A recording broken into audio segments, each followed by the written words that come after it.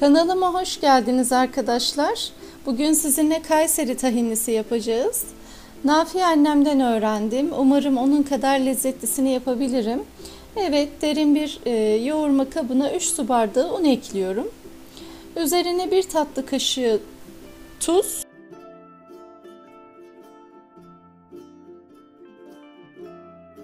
ve 1 çay kaşığı kuru maya ekliyorum.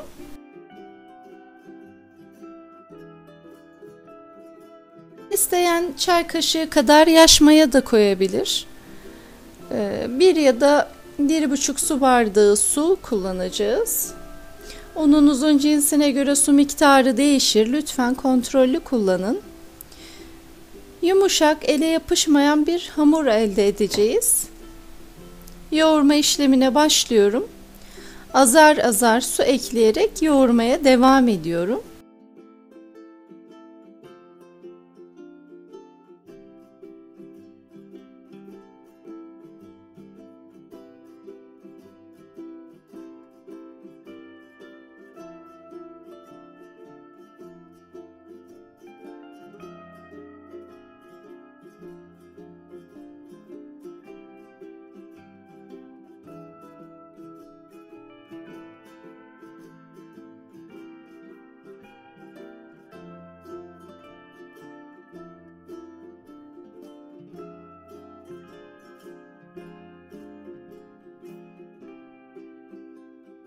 Evet, yoğurma işlemim bitti.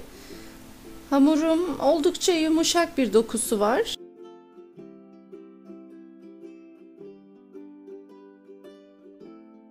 Dinlenmeye almıyorum. Hemen bezeleri ayırıyorum.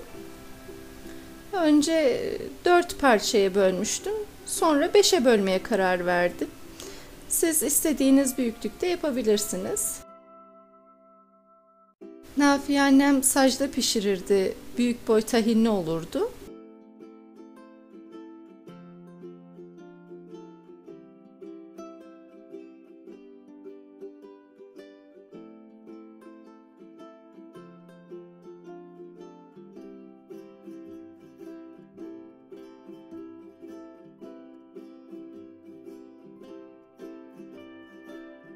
Bezelerimizi unlu bir yere alıyoruz. Üzerine kapatıyoruz. Tahinimizi hazırlamaya geçelim. 1,5 su bardağı tahin.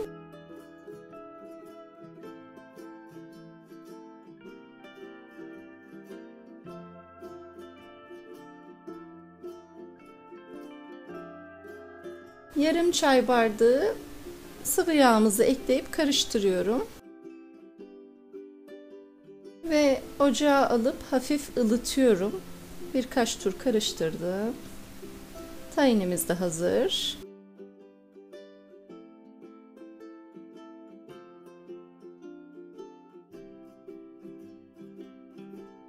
Artık hamurlarımızı açmaya geçiyorum. Bezenin altını ve üstünü unladım. Açabildiğim ölçüde bezeyi açıyorum. Ne kadar incelirse o kadar gevrek olur. Daha çok tahin sürecek alanınız olur. Kayseri'de fırınlarda genellikle şekerlisi yapılır. İsteyen tahin sürdükten sonra tahinin üzerine toz şeker serpebilir ama biz şekersiz olanını daha çok seviyoruz. Bu tahinliyi de çayın yanında veya hoşafla tüketiyoruz. Kesinlikle tavsiye ederim.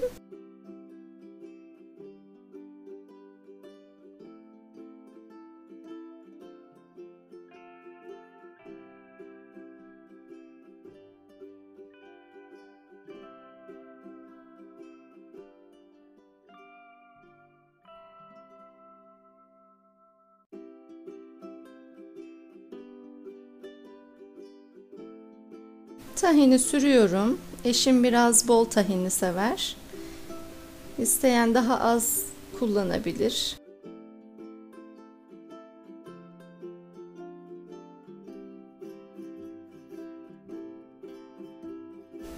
Tahini dağıtırken fırça kullanabilirsiniz.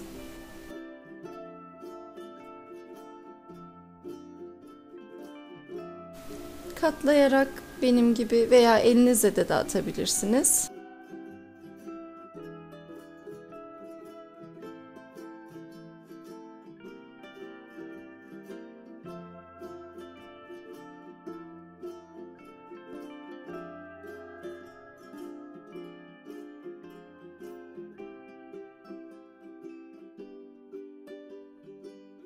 Sonra bir taraftan katlamaya başlıyorum. Ortasına gelince diğer taraftan katlıyorum.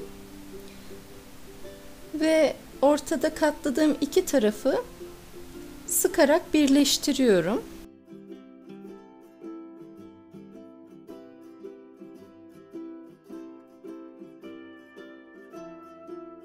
Uç kısımları birleştirmeyi unutmayın, tahininiz akar. Hamuru önce elimle avuç içine alıp hafif sıkıyorum.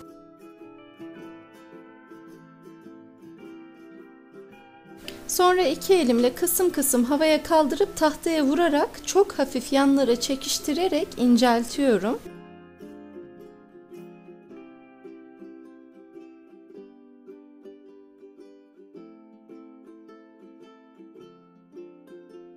İncelttiğim hamuru buruyorum. Uçtan başlayarak kendi etrafında döndürerek katlıyorum.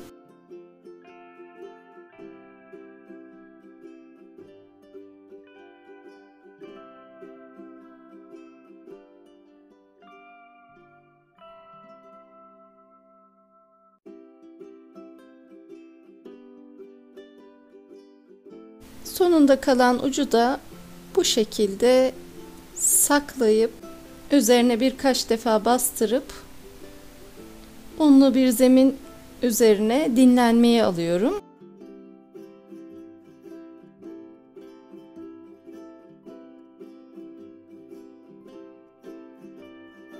Ve üzerine buzdolabı poşeti veya bir bezle kapatıyorum. Evet, diğer bezelerimize de bu işlemden geçtikten sonra ilk tahinlediğim bezeyi alıp açmaya başlıyorum. Bu arada tavayı ocağa aldım ve ısıtmaya başladım. Isınan tavaya açtığım tahinimi aktardım ve pişmeye bıraktım. Orta ateşte pişiriyorum. Mutfak mis gibi tahinli kokuyor. Kokuyu alan mutfağa koşuyor. Çekim yaptığımı gören umutsuzlar geri dönüyor. Evet, ara ara çeviriyorum. İlk tahinimi oklavayla açmıştım. Ben normalde her zaman elimle açarım. İsteyen istediği şekilde açabilir. Elle açılınca daha tel tel olduğunu düşünüyorum. Her iki şekli de deneyen biri olarak. Kayseri'nin bir tek tahinlisi yok. Yemek konusunda geniş bir lezzet ağı var. Türkiye'nin diğer illeri de aynı şekilde. Yemek kültürümüz oldukça gelişmiş.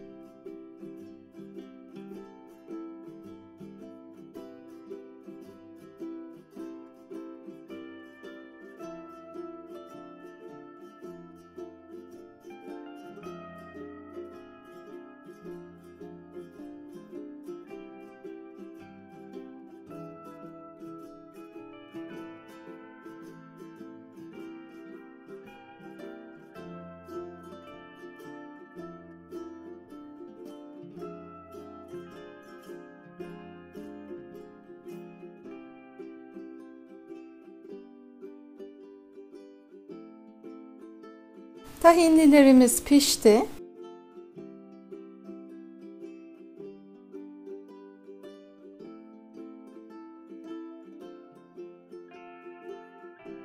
Doku testi yapalım. Tel tel gevrek tahinlilerim oldu. Şimdiden deneyen arkadaşlara afiyet olsun. Ponçiklerim kapıyı tırmalıyor. Onlara daha fazla eziyet etmeden videomu burada sonlandırıyorum. Videomu beğendiyseniz beğen butonuna basmayı, abone olmayı ve bildirimlerinizin tümünü açmayı unutmayınız. Tavsiye ve istekleriniz için yorumlarda buluşmak dileğiyle. Hoşça kalın.